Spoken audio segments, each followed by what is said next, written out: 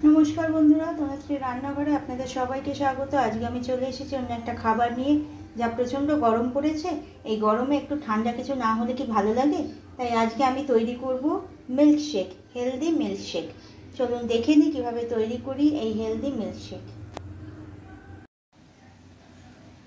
Healthy মিল্কশেকের জন্য আমার লাগছে দুধ।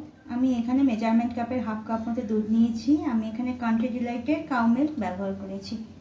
নিয়েছি কিছু বাদাম, আমি এখানে কাজু, আমন্ড আর আখরোট নিয়েছি। কিছু খেজুর নিয়েছি, খেজুরগুলোকে আমি বীজ ছাড়িয়ে রেখে দিয়েছি। নিয়েছি গুঁড়ো দুধ, এখানে আমি 3 টেবিল স্পুন গুঁড়ো দুধ নিয়েছি। নিয়েছি কিছুটা মিষ্টি, আপনারা চাইলে এখানে চিনিও ব্যবহার করতে পারেন। আর নিয়েছি ভ্যানিলা এসেন্স, এই দেখুন কয়েক ফোঁটা ভ্যানিলা এসেন্স দেবো। এবার চলুন দেখে নিই কীভাবে তৈরি করছি এই মিল্কশেক। সবার প্রথমে আমি বাদামগুলোকে একটু কেটে নেব, টুকরো করে নেব, তারপর আমি এটাকে মিক্সিতে দেবো।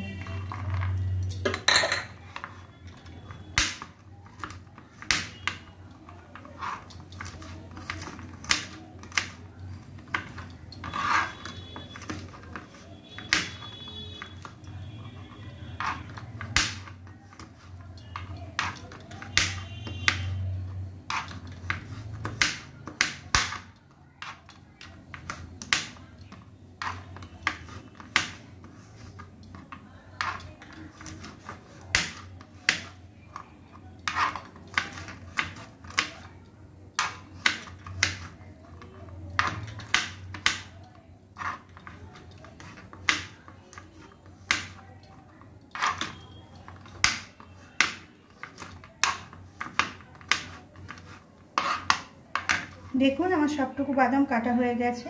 এবার আমি এটাকে মিক্সিতে দিয়ে দেব। সবার প্রথমে আমি এই বাদামগুলো, মিছরি আর খেজুর এগুলো মিক্সির জারের মধ্যে দিয়ে গুঁড়ো করে নেব। দেখুন আমি প্রথমে এই ব্লেডটা ব্যবহার করছি মিক্সির জারে। এই ব্লেডটা দিয়ে এগুলোকে আগে গুঁড়ো করে নিই, তারপর লিকুইড দুধ আর গুঁড়ো দুধ দিয়ে আবার ব্লেন্ড করে নেব।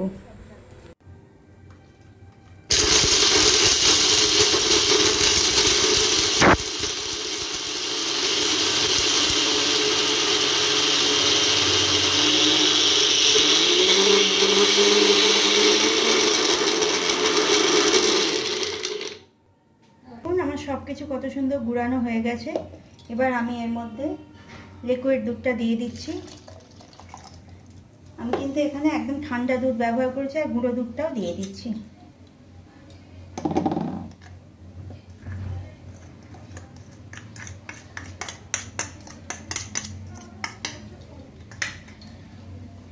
আবার আমি এটা ব্লেন্ডারে দিয়ে ভালো করে মিক্স করব, কিন্তু এক্ষেত্রে আমি ব্লেডটা চেঞ্জ করে নিয়েছি। দেখুন সব ব্লেন্ডারের সাথে এইরকম একটা ব্লেড দেয়। আপনারা যখন কোনো শেক বানাবেন, মিল্ক শেক বলুন বা যাই বানান, কোনো রকম শেক বানালে এই ধরনের ব্লেডটা ব্যবহার করবেন। এতে মিল্ক শেক বলুন বা যে কোনো রকম শেকই বলুন না কেন, অনেক বেশি ফ্লাফি হয়।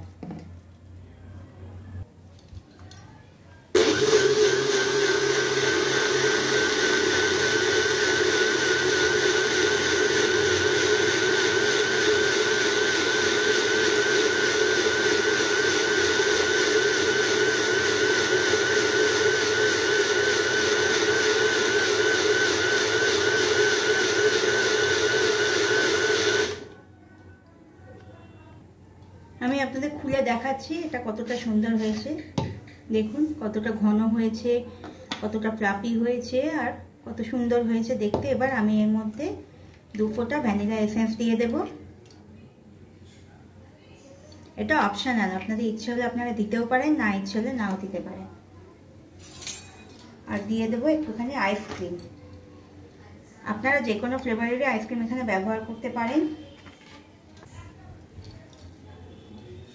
আমি এখানে আমুলের ফ্রুট অ্যান্ড নাট আইসক্রিমটা ব্যবহার করেছি। আপনি চাইলে যে কোনো রকমের আইসক্রিম দিতে পারেন আপনাদের পছন্দ মতো।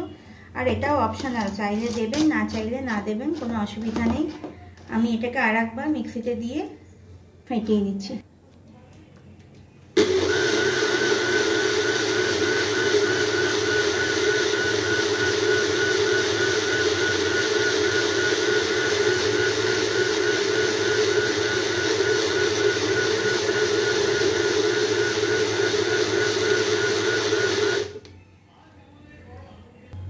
চলুন এবার খুলে দেখাই। দেখুন দেখতে কতটা সুন্দর হয়েছে।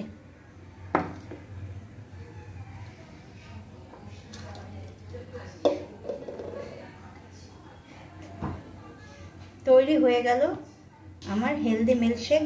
আপনারাও একবার এইভাবে বানিয়ে খেয়ে দেখবেন। বাচ্চা থেকে বড় সবারই কিন্তু এরকম মিল্কশেক খেতে খুবই ভালো লাগবে।